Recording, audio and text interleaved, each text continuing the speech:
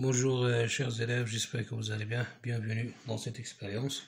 Donc on va vérifier la loi d'Ineux dans un montage en dérivation ou bien en parallèle. Donc pour vérifier bien sûr cette loi d'Ineux, donc ce qu'on appelle aussi la loi d'additivité des intensités dans un circuit en parallèle. Donc on réalise l'activité expérimentale suivante ou bien le montage suivant. Donc c'est ça le schéma qu'on voit ici.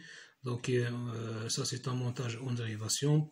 Pourquoi? Parce qu'on observe deux boucles différentes. Donc ici ça c'est la branche principale qui contient bien sûr le générateur. Ici on a deux branches dérivées. Donc la première branche dérivée donc contenant bien sûr la lampe L1 et la deuxième branche dérivée contenant la deuxième lampe L2. Donc nous, ce qu'on va faire maintenant, on va calculer l'intensité dans la branche principale, c'est-à-dire ici, donc en utilisant l'ampère-mètre, voilà.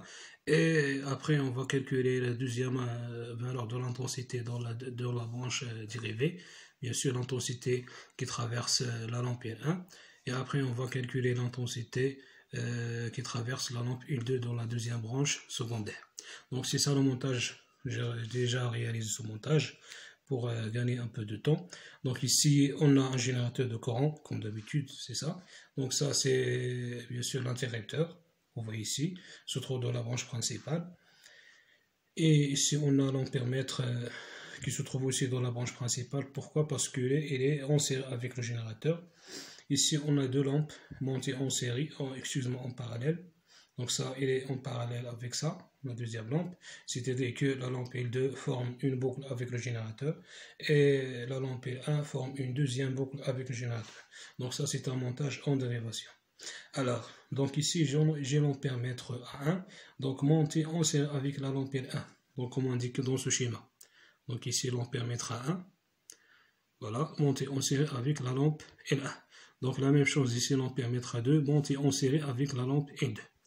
Donc on va voir maintenant, on va calculer l'intensité du courant de la branche principale, c'est-à-dire I, et l'intensité du courant de la branche secondaire I1, et bien sûr l'intensité I2 de la branche secondaire. D'accord? Donc on commence. Donc on ouvre bien sûr le circuit. Voilà. Donc on observe que les deux lampes s'allument. D'accord? Donc on allume bien sûr le premier ampère-mètre à 1 branché en série avec la première lampe N1. Et bien sûr, j'allume le deuxième ampère-mètre, voilà, branché en série avec le générateur. Donc, et on note les résultats obtenus dans ce tableau. Ici, la branche principale, l'intensité ou bien l'ampère-mètre affiche la valeur suivante, 0,45 de la branche principale, et je note la valeur ici, donc c'est 0,45, voilà, suivi de l'unité. Donc ici on trouve la valeur suivante, 0, à peu près 24, donc je note la valeur ici, 0,24 ampères, d'accord? Donc de même, il faut calculer l'intensité qui traverse la deuxième lampe, voilà.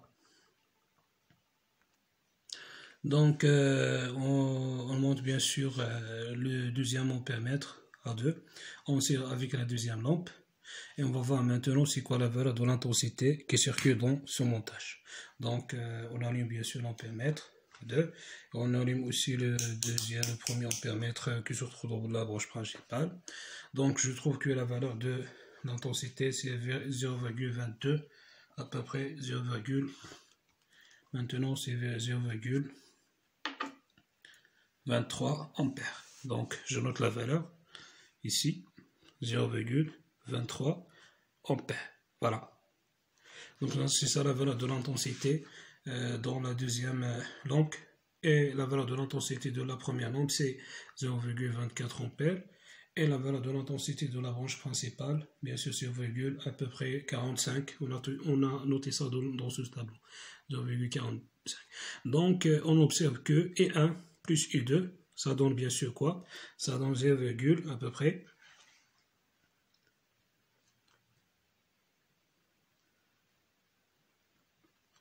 ça donne 0,47 ampères. Donc la somme, c'est-à-dire 0,24 plus 0,23, ça donne 0,47 ampères.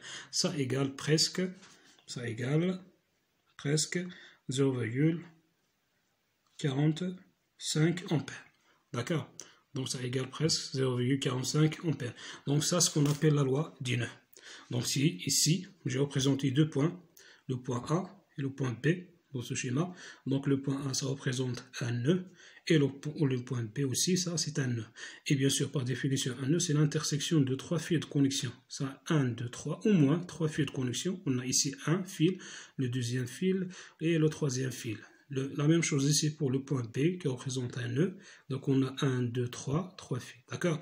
Donc d'après la loi, ce qu'on appelle la loi du nœud, donc qu'est-ce qu'il dit? Dites la loi. Donc la somme de l'intensité du courant entrant à un nœud donc est égale à la somme des intensités du courant sortant, bien sûr, de ce nœud. Donc c'est ça la définition. Ici on a I, donc ça l'intensité entrant, donc entrante est égale I1 plus I2. C'est-à-dire ici, on trouve ce résultat. C'est-à-dire I1 plus I2, ça donne I, c'est-à-dire I majuscule. Donc c'est ça la loi des nœuds. Donc c'est tout mes chers élèves, et merci pour votre attention et à la prochaine vidéo.